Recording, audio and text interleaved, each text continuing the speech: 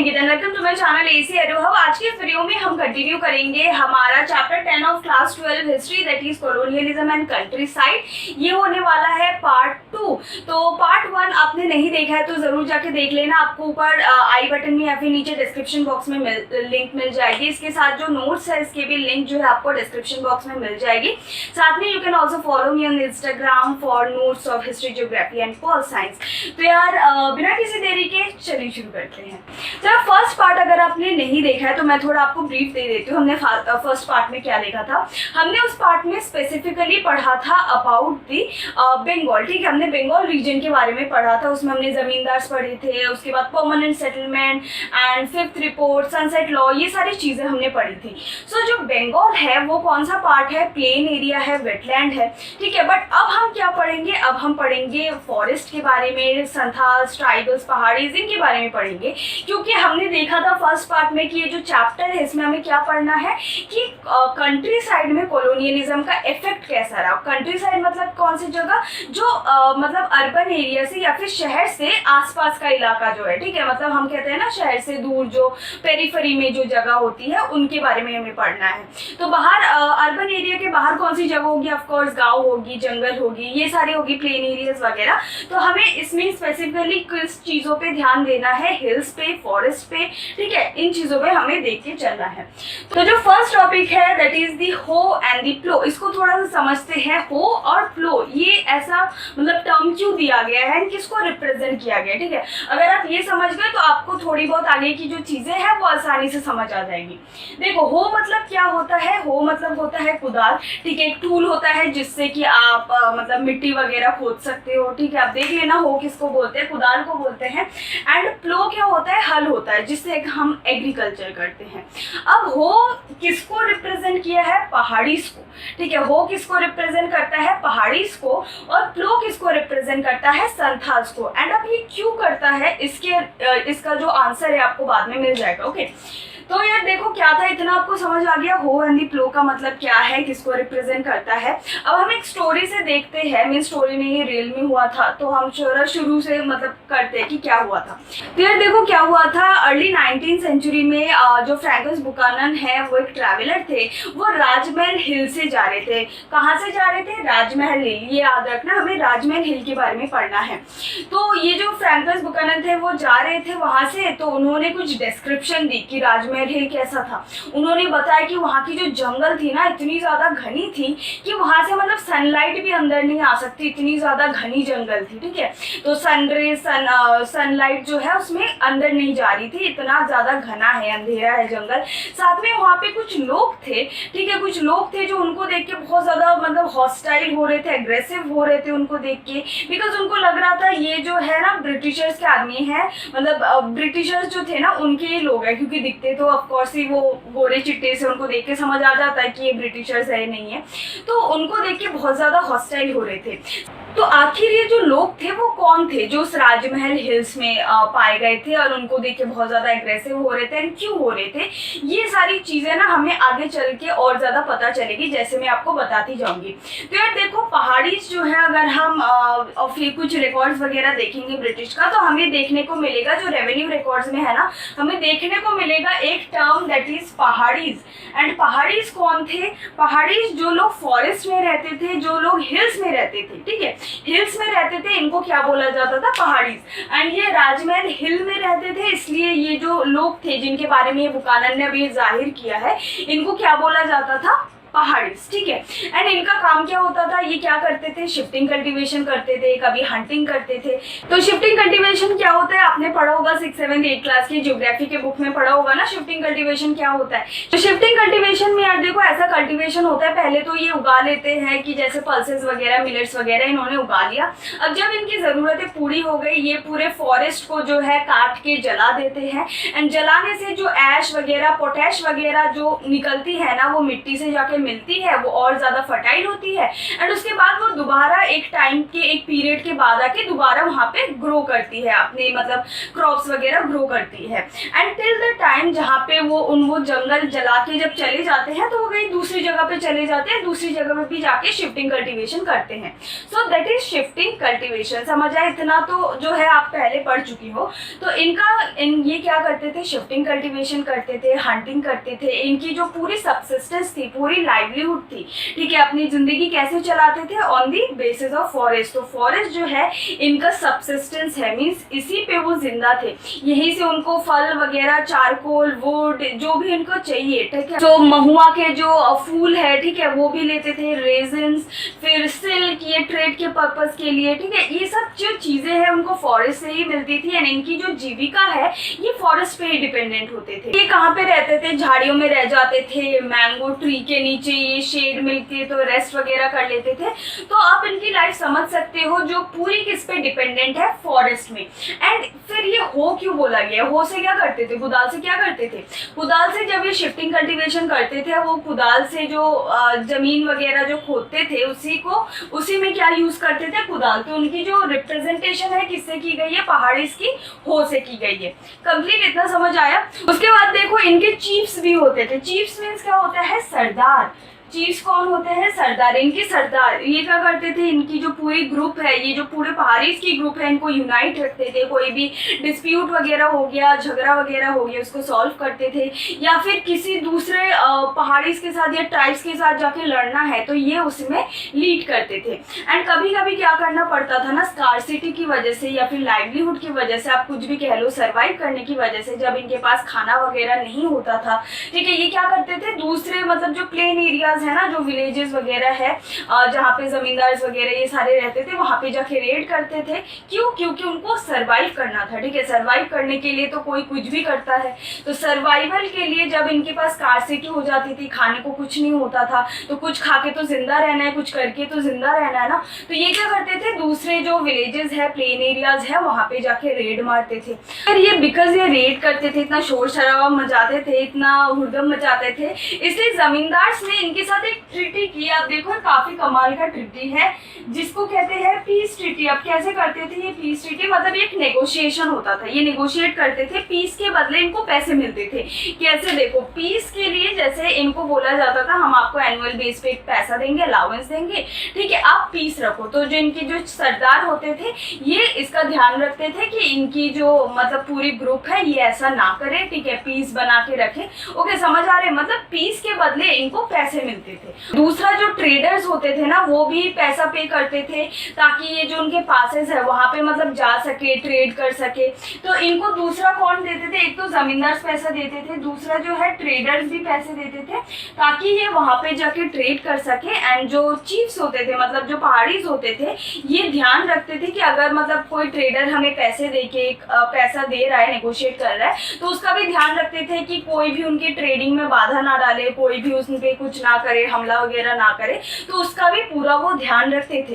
तो ये एक नेगोशिएशन चलता था पीस बनाए रखने के लिए या फिर ट्रेड करने के लिए। इनसे ये सारी नेगोशिएशन चलती थी बाय जमींदार, जोतदार, ट्रेडर्स। इतना समझ आया? That is about the Paharis. अब देखो क्या हुआ, आगे चलते चलते ये जो नेगोशिएशन है ये इतना काम नहीं करने लगा, बिकॉज ब्रिटिशर्स जब आए ना, ये क्या चाह रहे थे कि इनकी जो जमीन है, ठीक है, क्योंकि ये जो फॉरेस्ट एरिया इस पे एग्रीकल्चर कर नहीं सकते, इसलिए इनको क्लियर करके ये जो है एग्रीकल्चरल लैंड बनाना चाहते थे, प्रोडक्टिव लैंड बनाना चाहते थे।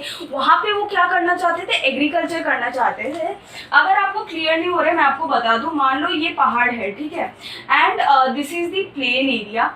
अब अगर ब्रिटिश के पास इतनी सी जमीन है, ठीक है, तो इतने में उगाएंगे, बट अगर ये जमीन आप एक्सटेंड करके यहाँ तक ले आओ, ठीक है, यहाँ तक ले आओ पहाड़ी में काट काट के, ठीक है, जो भी जंगल वगैरह है काट काट के उसमें क्या करो, अगर आप इसमें भी उगाने लायक जमीन बना दो, यहाँ पे भी आप एग्रीकल्चर करना स्टार्ट कर दो, तो आपके पास क्या आएगा? ज़्यादा रेवेन्यू आएगा। ब्रिटिशर्स ने यही सोचा, अगर हम एग्रीकल्चरल लैंड को जो है और एक्सटेंड करें, ठीक है, हमारे पास जैसे बंगाल में ज़मीन है, प्लेन एरियाज में जो एग्रीकल्चरल ज़मीन है उसको और भी, पहाड़ी के जो जंगल है उनको काट काट के अगर और भी हम एक्सटेंड करें, ठीक है, तो हमारे हमारे पास क्या होगा, ज्यादा एग्रीकल्चरल लायक जमीन होगी जिससे लोग ज्यादा उगाएंगे एंड ज्यादा रेवेन्यू मिलेगा। तो ब्रिटिशर्स ने इनको क्या बोला कि ये तो प्रिमिटिव है, मतलब वाइल्ड है। प्रिमिटिव मतलब समझते हो, जो मतलब पुराने जमाने के, आदिम काल के वैसे टाइप के, ठीक है। ये तो प्रिमिटिव है, जंगली है। इनको क्या करना चाहिए, इनको जो है हमें हल देना चाहिए, मीन्स प्लाव देना चाहिए ताकि एग्रीकल्चरल करे। इनकी जो ये हंटिंग है, शिफ्टिंग, कल्टीवेशन है, इनको छोड़ के इनको क्या करना चाहिए, कल्टीवेशन करना चाहिए, एग्रीकल्चरल करना चाहिए, एग्रीकल्चर करना चाहिए, ठीक है। बट ये जो पहाड़ीज है ये थोड़ी ना मानने वाले थे, इन्होंने भी प्रोटेस्ट किया नहीं कि हमें करना ही नहीं है, ठीक है। मतलब वो करने के लिए मतलब तैयार ही नहीं थे।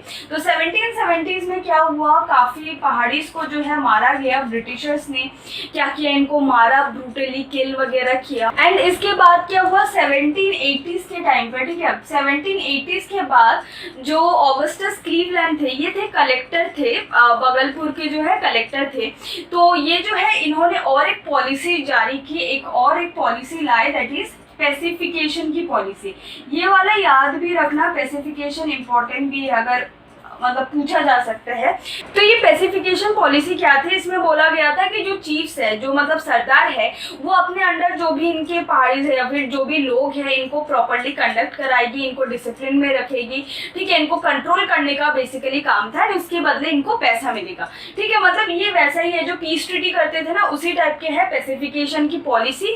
पेसिफिकेशन पॉलिसी में ये था कि चीफ्स को बोला गया था, अब अपने मैन को जो है संभालो, आपको कंट्रोल करके रखना है, डिसिप्लिन में रखना है, ताकि वो जो है ऐसी कुछ हरकतें, उल्टी सीधी हरकतें ना करे, एंड इसके बदले आपको पैसा मिलेगा। पर ये जो पेसिफिकेशन पॉलिसी है उन पहाड़ियों ने नहीं अपनाई, ठीक है। मतलब पहाड़ियों ने अगर अपना लेते, अगर उनको ये अपना लेते, ठीक है, इसका मतलब क्या हुआ, ब्रिटिशर्स के अंडर जा रहे हो, ब्रिटिशर्स से पैसे ले रहे हो, ठीक है, अपने ही लोगों के मतलब खिलाफ जो है ब्रिटिशर्स से पैसे ले रहे हो, तो इसका मतलब क्या हुआ, उनकी जो पावर है एकदम डाउन हो जाती थी। तो इसलिए जो भी स्पेसिफिकेशन पॉलिसी को लेता था ना, एक्सेप्ट करता था, उसकी जो ऑथोरिटी है उनकी कम्युनिटी से वो चली जाती थी। ऑथोरिटी ऑफ कोर्स ही बात है जाएगी, आप ब्रिटिश के कहने पे उनसे पैसे ले रहे हो, अपने अपने लोगों के खिलाफ जो है जा रहे हो।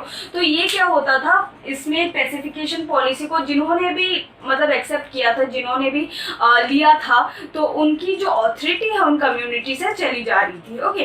बट फिर भी जो है आप कह सकते हो, इन्होंने ये जो पहाड़ी थे, इन्होंने स्पेसिफिकेशन पॉलिसी को नहीं अपनाया और ये और ज्यादा पीछे चले गए। मीन्स जो ये फॉरेस्ट है ना, ये और ज्यादा फॉरेस्ट के अंदर घुस गए, बाहर नहीं आ रहे थे।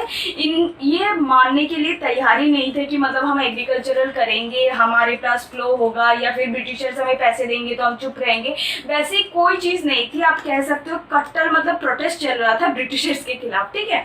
तो ये जो पेसिफिकेशन की पॉलिसी आई थी, तो ये अपने प्रोटेस्ट जाहिर करने के लिए और ज्यादा मतलब पहाड़ियों के भी पीछे चले गए थे, रॉकी एरियाज में चले गए थे, और ज्यादा जंगल के अंदर घुस गए थे जहाँ पे लाइट तक नहीं आती, ठीक है। तो मैंने शुरू में आपको क्या बताया था, बुकानन जो है उन्होंने कुछ लोगों के बारे में बोला है जो उनको हॉस्टाइल नजरों से देख रहे, गुस्से की नजरों से देख रहे, मतलब हमला करने वाले टाइप लग रहे।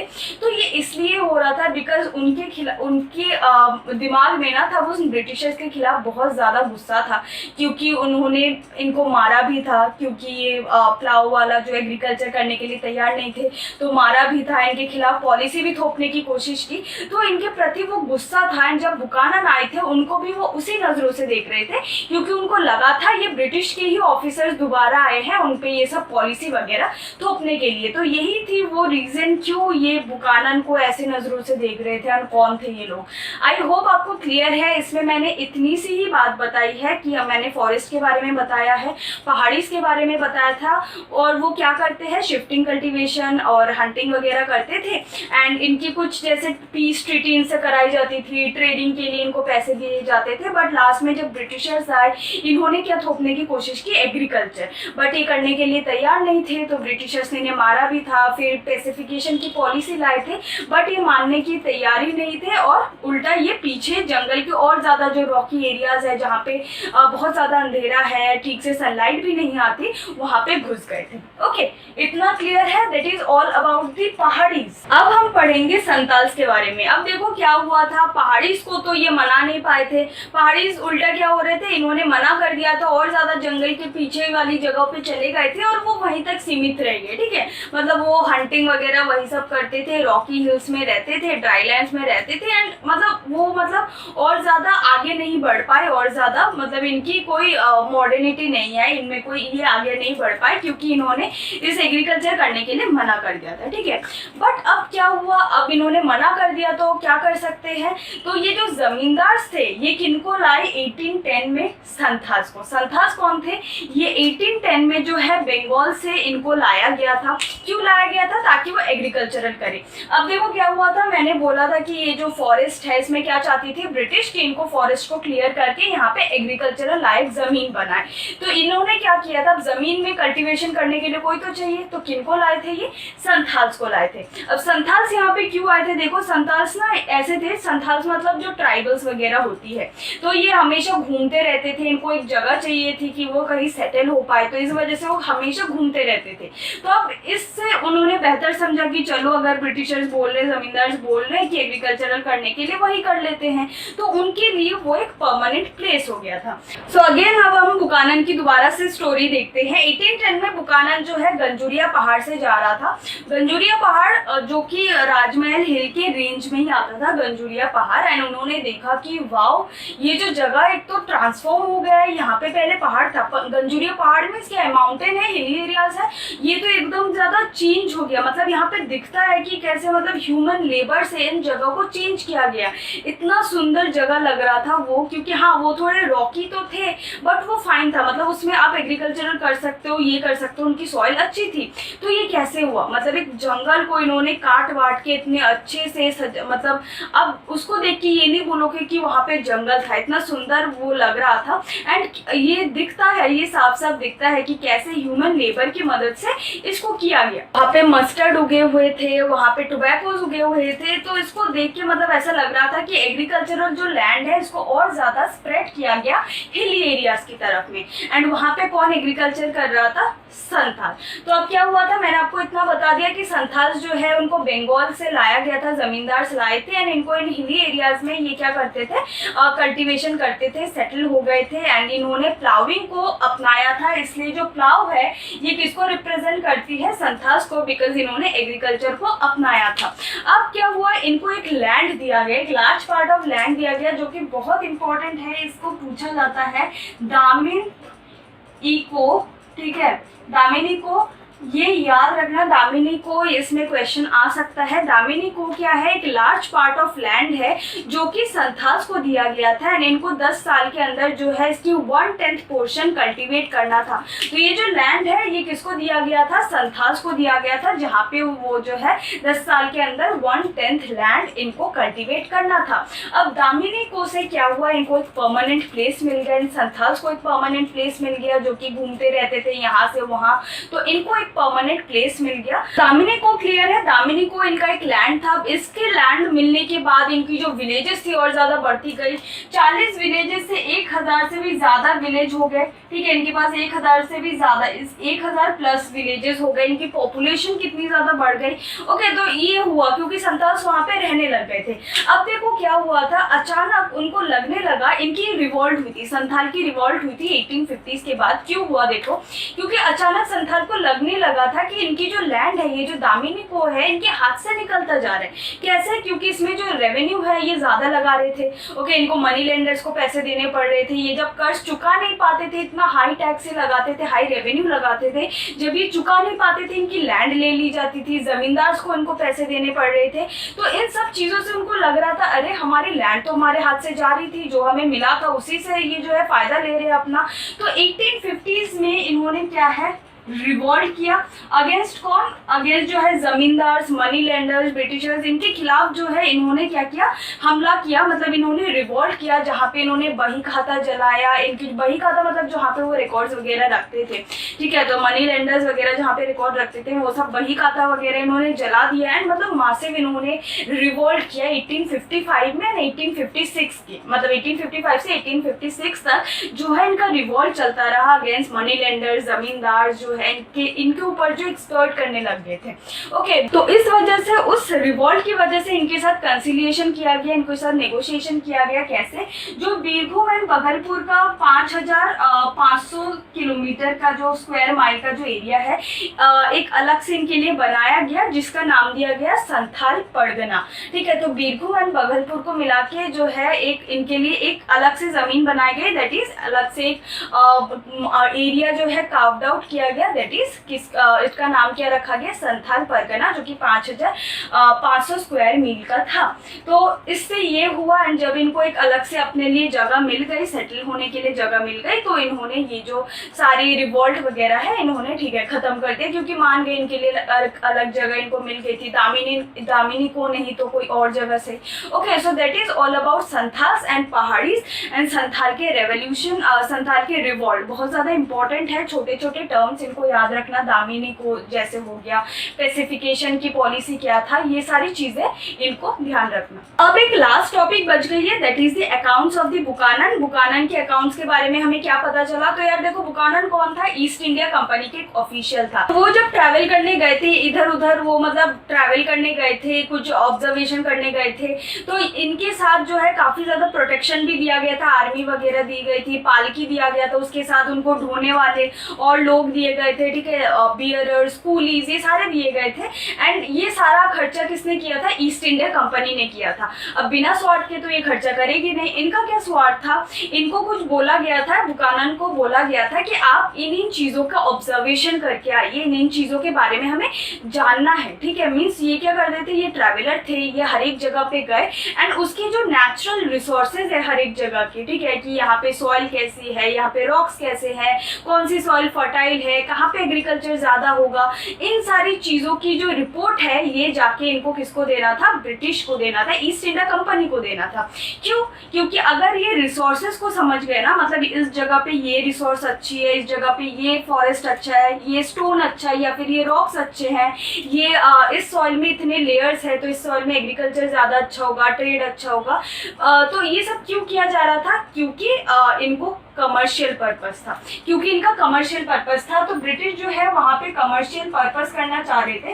एंड कमर्स करने का, या फिर अगर आप कोई भी इंडस्ट्री सेटअप करना चाहते हो, ट्रेड करना चाहते हो, तो फर्स्ट इंपॉर्टेंट चीज क्या है? रॉ मटेरियल या फिर रिसोर्सेज। तो अगर उनको रिसोर्सेज का पता चल गया किस जगह पे क्या बेस्ट है, तो उनके लिए कमर्स करना या फिर ट्रेड वगैरह करना और ज्यादा ईजी हो जाएगा। तो ये जो बुकानन की जो अकाउंट है, तो इससे हमें क्या पता चलता है? जो हमारे यहाँ पे इसने जो लैंडस्केप के बारे में बताया है, उन चीजों के बारे में हमें ज्यादा पता चलती है, which is for the purpose of commerce and trade. यही नहीं, साथ में इसने जो है ना क्रिटिक्स भी दिया था, मतलब ये जो है आलोचना भी की थी। जो फॉरेस्ट ड्वेलर्स थे, जो फॉरेस्ट में रहते थे, उनको मतलब इन्होंने क्रिटिक किया था, बोला था कि यार ये जो है ये प्रिमिटिव टाइप के लोग हैं, इनको और ज्यादा मॉडर्न होने की जरूरत है। तो जो फॉरेस्ट ड्वेलर्स थे, फॉरेस्ट लैंड्स थे, उनके बारे में इन्होंने बहुत ज्यादा क्रिटिक्स दी है। बोला है कि जो फॉरेस्ट लैंड है ये एग्रीकल्चरल लैंड में बदलना चाहिए, तभी जाके हमारे पास जो है रेवेन्यू आएगा, ये आएगा, कॉमर्स बढ़ेगा, ये सब होगा।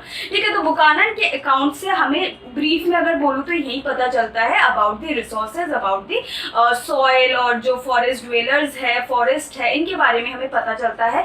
यही नहीं, बुकानन के साथ भी और जो जियोलॉजिस्ट, बोटैनिस्ट, मेडिसिन से रिलेटेड जो भी और भी जियोग्राफर्स वगैरह है, ये भी आए थे यहाँ पे ऑब्जर्वेशन करने related to the land and the resources. ठीक है, तो that is all about the Buchanan's account.